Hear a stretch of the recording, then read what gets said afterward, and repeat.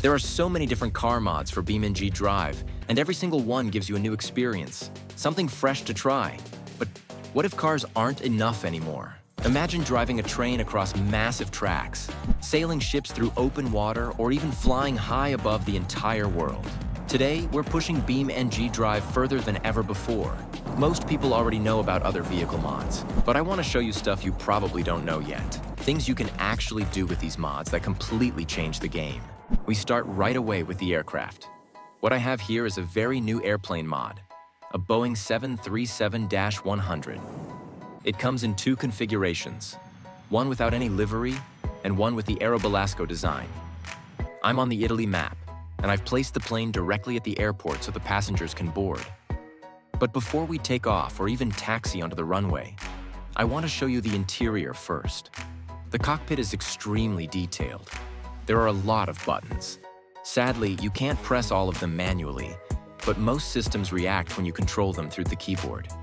Moving to the back, you can see that all the seats are fully modeled, along with the windows and the cabin structure.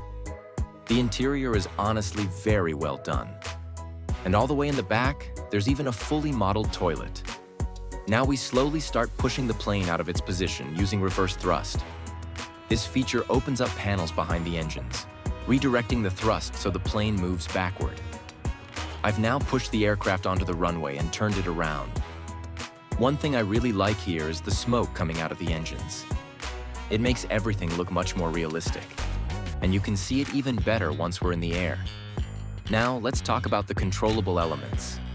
You can control the rudder at the back to steer and adjust yaw, and also pitch the aircraft up and down using the elevators. On the wings, you can see the flaps and ailerons moving as well, which control lift and roll. And then there are the flaps, which you can fully extend for takeoff and landing.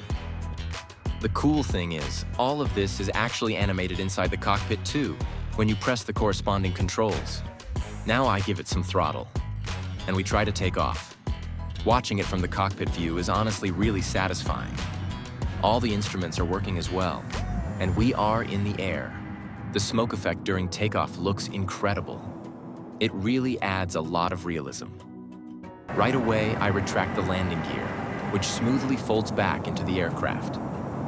And now we're flying. This plane is actually very agile and surprisingly easy to control, even from the cockpit view. Of course, I really want to land it properly, but I can already tell you, I fail this multiple times. On the first attempt, I go straight into the water because I'm too slow. On the next one, I'm way too fast, completely uncontrollable. Then I come in at a bad angle because I don't have enough runway alignment. And finally, I actually manage to land it. But I hit a wall at the end of the runway. That still wasn't enough for me, so I try one last time. And this time, it finally works. I managed to land it properly and even use reverse thrust just in time to slow down before the runway ends. And honestly, it feels really satisfying. There are also many other aircraft available, for example, jets or smaller planes that you can actually land in places like a garden. What I also really like doing is trying to take off from a field with a smaller plane, which is actually quite difficult because of the uneven ground, as you can see here.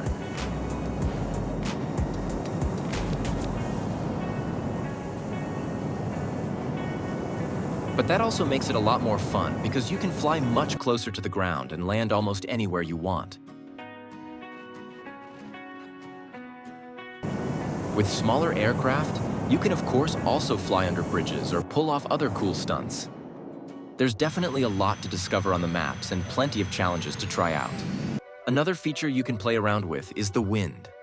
There is a UI app you can add directly in-game, which lets you change the wind direction and wind strength.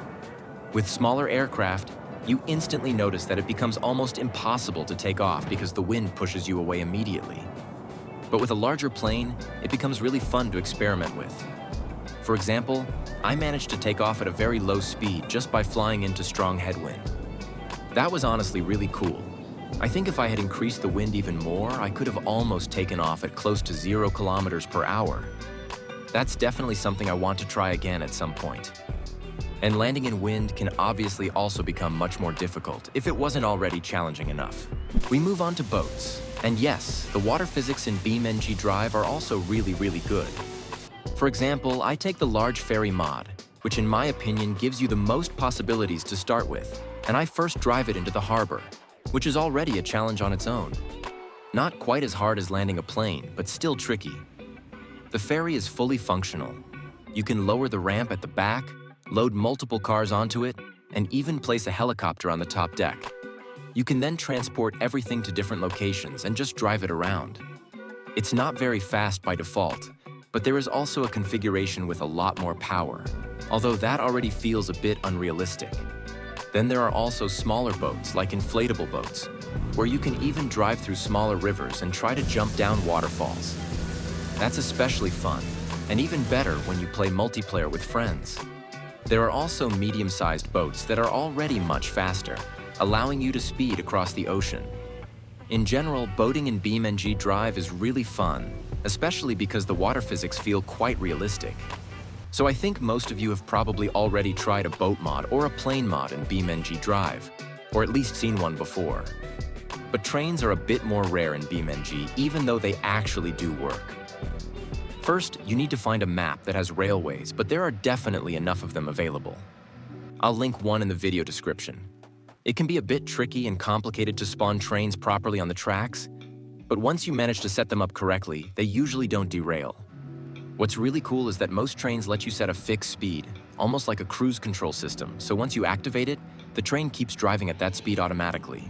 That also means if you want to enable traffic and include trains, you can just let them run across the map the entire time without stopping. Trains are also not exactly slow, but you still need to be careful on tighter curves, because that's where derailments can happen if you're not paying attention. But with trains, it's not just about driving around. The best part is actually what BeamNG is known for: crashing. A train has insane power and weighs a massive amount. So when a few cars stop at a railroad crossing and you come through with a train, it creates an absolutely crazy crash scenario and adds a lot of variety compared to normal vehicle collisions. Now, I'm really curious what you think about all of this.